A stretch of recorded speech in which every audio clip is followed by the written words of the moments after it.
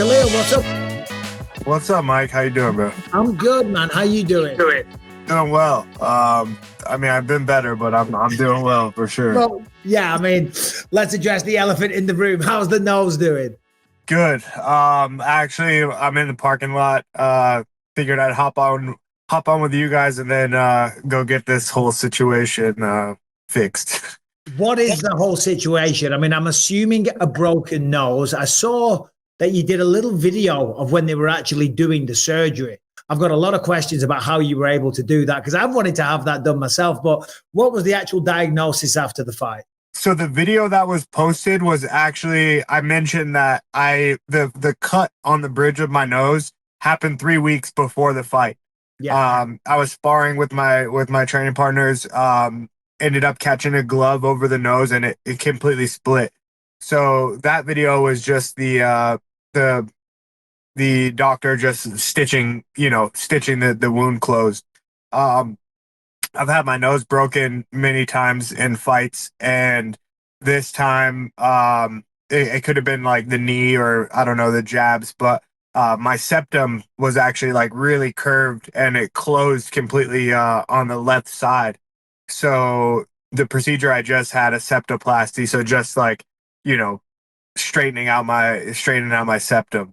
Yeah, because I saw a video, they were sticking like a chisel up your nose. Yeah. That's the one I was talking about. Yeah, to make sure that it was, clear on both sides. So at the moment I still have these like plastic like stents on the inside, super uncomfortable. So I hopefully today I get to get them taken out. Yeah, well, fingers crossed. I saw you say that this is one of the most painful procedures that you've been through, and I feel your pain because I wouldn't wish this on my worst enemy, honestly. Well, I had my nose broke a bunch of times, of course, go figure. We're UFC fighters. They took my ribs, rebuilt my nose. I can't breathe through my nose. I went to see a doctor recently. He said, oh, yeah, you've got a deviated septum. So they fixed the appearance of it, but they never fixed it internally. The sons of bitches. Yeah, I would say, man, if you end up getting it fixed and corrected on the inside, prepare for just a world of pain and discomfort. It's not good. So you want to be a UFC fighter? Yeah. Oh my God. Yeah. All right. Talk to me about the fight. Listen, we all know first 2 rounds, you looked phenomenal. The game plan seemed to be to use your speed and explosive power to get in, crack him. You were doing a good job of that, hurt him with the liver kick. And then in rounds 3 and 4, he kind of took over and went to work. And it seemed like you got tired. Is that a kind of accurate assessment? Well, yeah, I think I got tired, but not. I really can't say that it was cardio reasons or altitude because we spent so much time up there. One of the runs, I think prior to fight week, I did 6 miles at 7,000 feet, so I was acclimated. But one thing that I like to make clear is that people don't really realize how, it takes a lot of energy when you start absorbing punches, and the body responds how it responds. And I think that was it for me. As soon as he kept the pace. So like every round he kept making adjustments. He didn't decline. He didn't, come out slower. He actually ended up coming out faster and a little bit, more pressure every round. So I think that, in the 3rd round, having, these things, having made these adjustments, they started to wear on me. And especially the 4th round. I mean, after he started establishing that jab and mixing up the different strikes, I really started to feel it. And that's what slowed me down.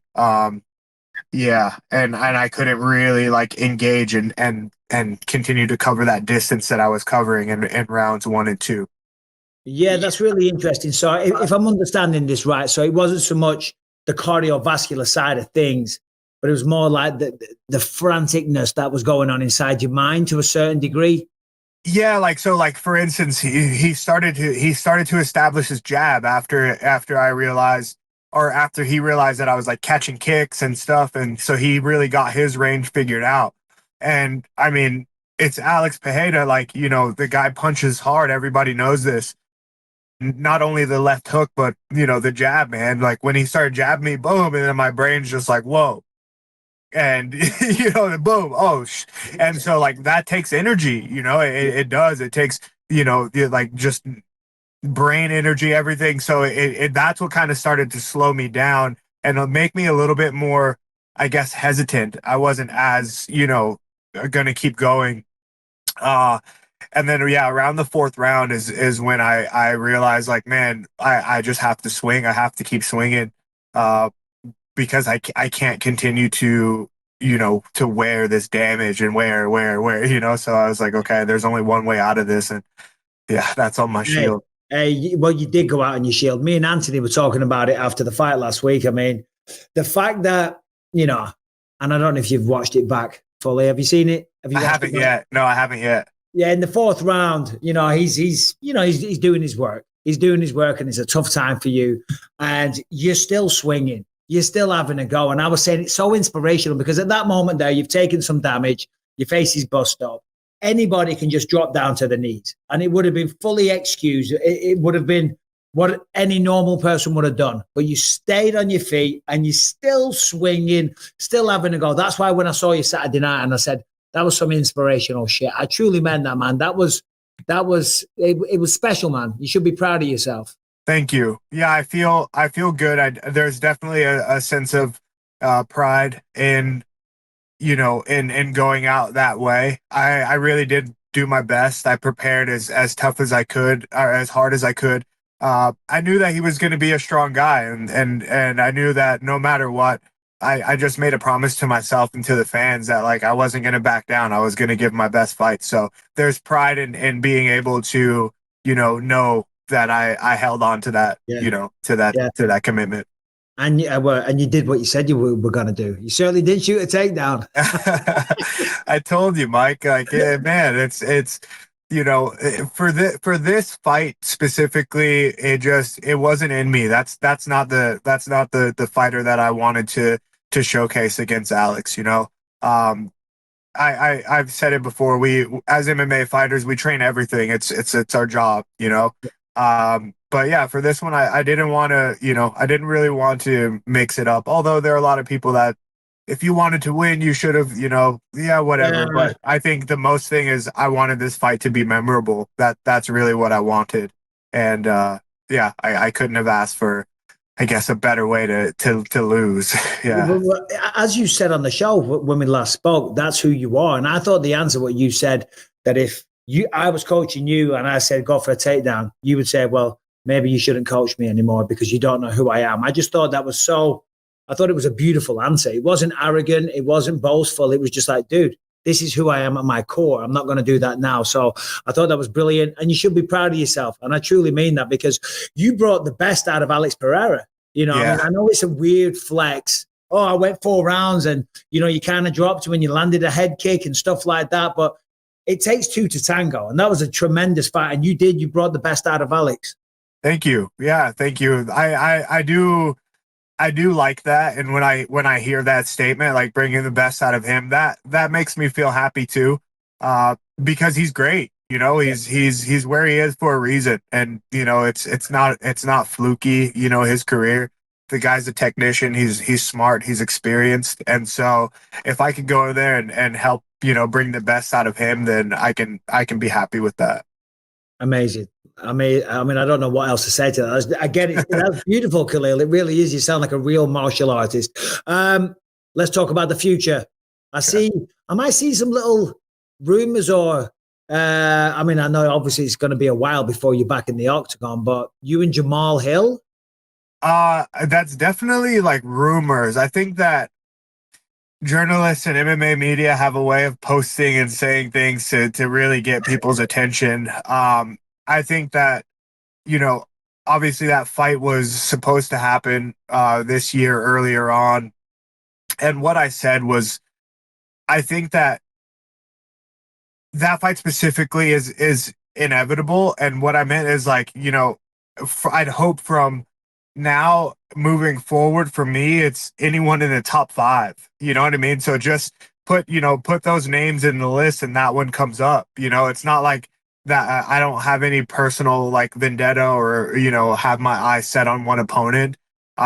I'm just really looking to learn and grow from this and come back, even better. Honestly, I know it's easy and it's cliche for people to say like, "Oh, I'm going to come back better," but I think after a fight like this, it really showed me how I can continue to grow, and it really motivated me to really go and do things a little bit differently, like start to bring in more help, more professionals, guys who are really knowledgeable and experienced in craft and learning. There's a lot more for me to learn. And I think that knowing Alex, he's 37, 38, I'm 34. So I'd imagine that like, in 3 years time when I'm the same age, I'd love to have, the same similar experience and knowledge.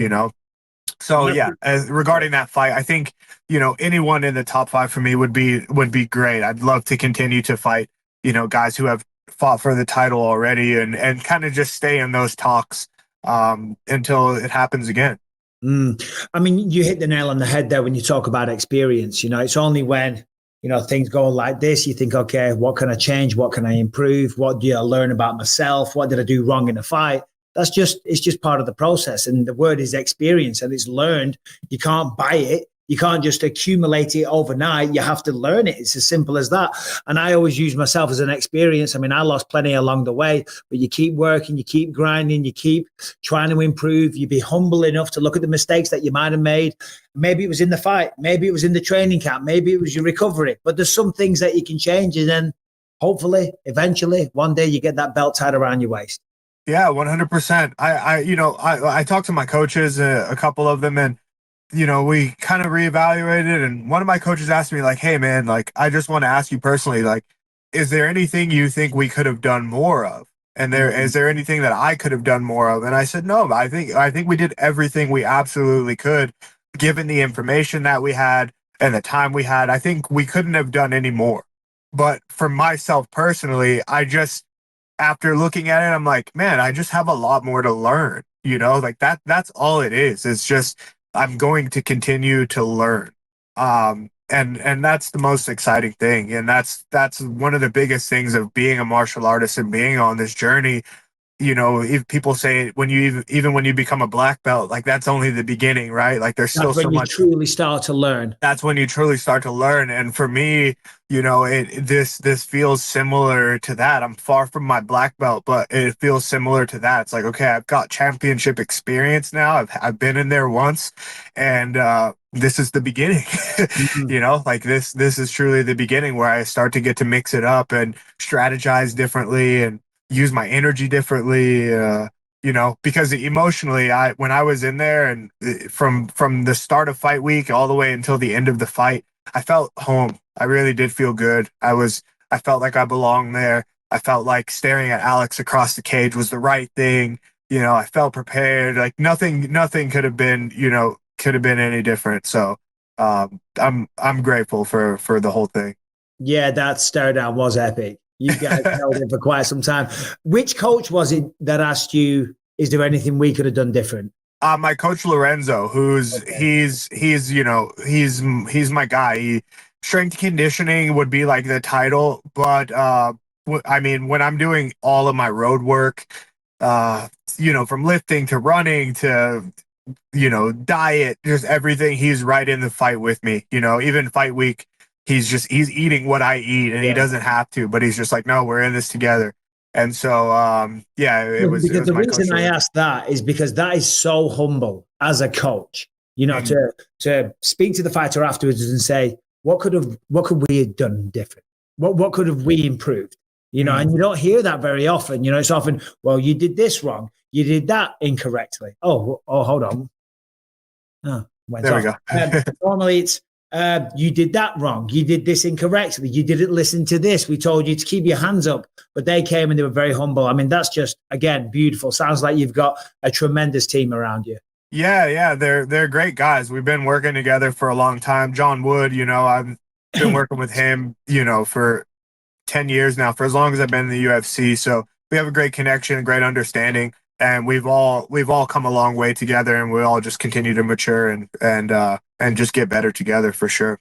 Well, I look forward to the future. Fingers crossed. Good news for you today. Hopefully, they pull What Oh do you call man, them? The braces out of your nose? I'm praying for it. uh, Hey, I got to say as well, I mean, fair play, because a lot of people would bury their head in the sand. They wouldn't go to the apex with, with the nose dressing on or whatever. But you've been like, hey, it is what it is. Yeah, I saw you doing interviews and stuff. I got to say again, I just love that. this is a part of it, man. This comes Yeah. with it, and it's very rare to lose a fight and still have people wanting to talk to the loser. So I've been okay. I've been, happy about if people want to speak and just kind of hear my experience. I'm glad that the people were inspired. That was kind of my message going into this fight. The reason why I put it on my merchandise. It's like, I think that the fans are, the people that drive us. We do it for the fans. We do it for to entertain the people, to have them feel like they're a part of this moment with us. So regardless of how I look, everybody saw the fight. Yeah, so there's no need to hide. Only recover when I can. Well, I will let you go and recover. Big things in the future for you, Khalil. Congratulations one more time. It was inspirational. What is the merch? Is there a website? Yeah, so there's a company that I'm in partnership called Santos Studio, santostudio.com, and there should be some Khalil Rountree merchandise on there for sale. Yeah. Nice. Right on. All right. Well, best of luck at the doctors. See you soon. Thank you, Mike. Thanks, Khalil. Take care. Later. You too. Bye-bye.